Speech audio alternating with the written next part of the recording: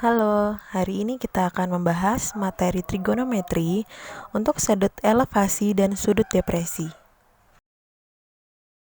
Kita akan melihat dulu bedanya sudut elevasi dan sudut depresi.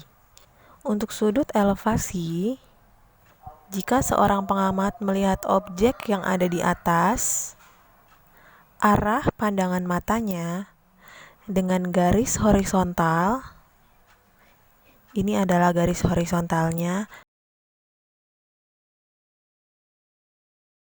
akan membentuk sudut elevasi.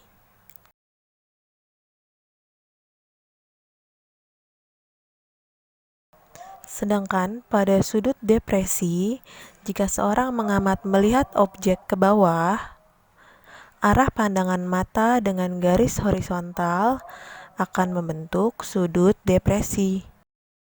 Ini adalah definisi sudut elevasi dan depresi yang akan kita gunakan untuk mengerjakan contoh soal latihannya. Soal yang pertama, pilot sebuah pesawat sedang terbang pada ketinggian 1.300 meter di atas permukaan laut. Kemudian ia melihat sebuah kapal pesiar berlayar dengan sudut depresi 30 derajat. Yang ditanyakan adalah jarak kapal dengan titik di permukaan laut yang berada tepat di bawah pesawat. Kita akan membuat sketsa gambarnya terlebih dahulu. Kita misalkan titik A ini adalah posisi pesawat.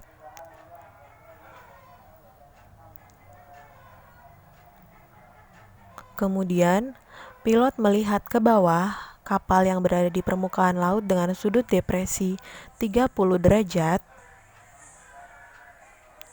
Jangan lupa menggambarkan garis horizontalnya.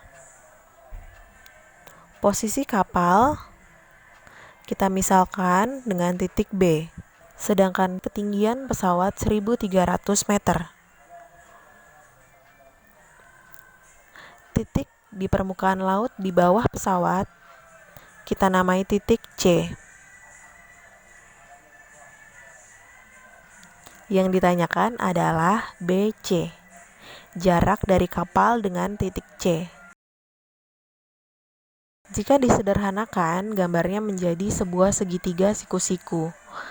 Segitiga A, B, C, di mana siku-siku terdapat di titik C. Sudut A diperoleh dengan 90 derajat dikurang 30 menjadi 60 derajat. BC adalah panjang sisi yang ditanya. Kita akan menggunakan konsep trigonometri. Jadi ingat kembali sisi depan, miring, dan samping. Kita berpatokan dengan sudut 60 derajat. Karena kita akan mencari sisi BC, sisi depan, dan diketahui sisi samping, maka kita menggunakan tan 60. Tangan 60 derajat sama dengan desa depan per samping. Tan 60 derajat sama dengan akar 3. Sisi depan BC, sisi samping besarnya 1.300. Maka BC sama dengan 1.300 akar 3. Jadi jarak kapal ke titik C adalah 1.300 akar 3 meter. Soal kedua. Sebuah puncak menara dilihat dari suatu tempat yang jaraknya 200 meter dari kaki menara dengan sudut elevasi 45 derajat. Kita gambarkan lagi posisi menara dan tempat yang jaraknya 200 meter. Kita misalkan A adalah posisi tempat di depan menara, sudut elevasinya 45 derajat.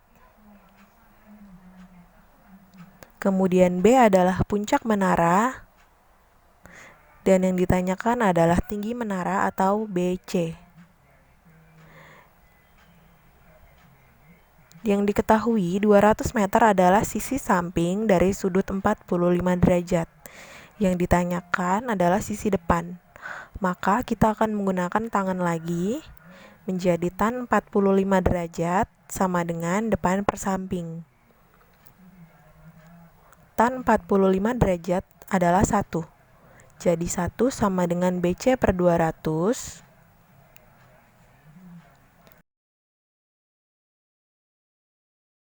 BC sama dengan 200 meter. Jadi tinggi menara adalah 200 meter. Soal berikutnya adalah soal latihan untuk kalian. Sudah dibantu dengan sketsa gambarnya. Baca baik-baik soalnya, yaitu Naila berdiri di depan tiang bendera dengan jarak 12 meter. Ia memandang puncak tiang bendera dengan sudut elevasi 45 derajat. Jarak dari tanah ke mata Naila 160 cm. Maka berapakah tinggi tiang bendera? Jika Kaina berdiri di belakang Naila dan memandang puncak tiang dengan sudut elevasi 30 derajat, tentukan jarak antara Naila dan Kaina. Pada gambar, ini adalah tinggi tiang bendera. Kemudian ini adalah titik posisi Naila dan ini titik posisi Kaina. Sudut elevasi Naila adalah 45 derajat. Selanjutnya, informasi lainnya yang diketahui di soal dapat kalian lanjutkan gambarkan di sketsa yang kalian buat. Kemudian selesaikan soalnya dengan konsep trigonometri. Selamat belajar!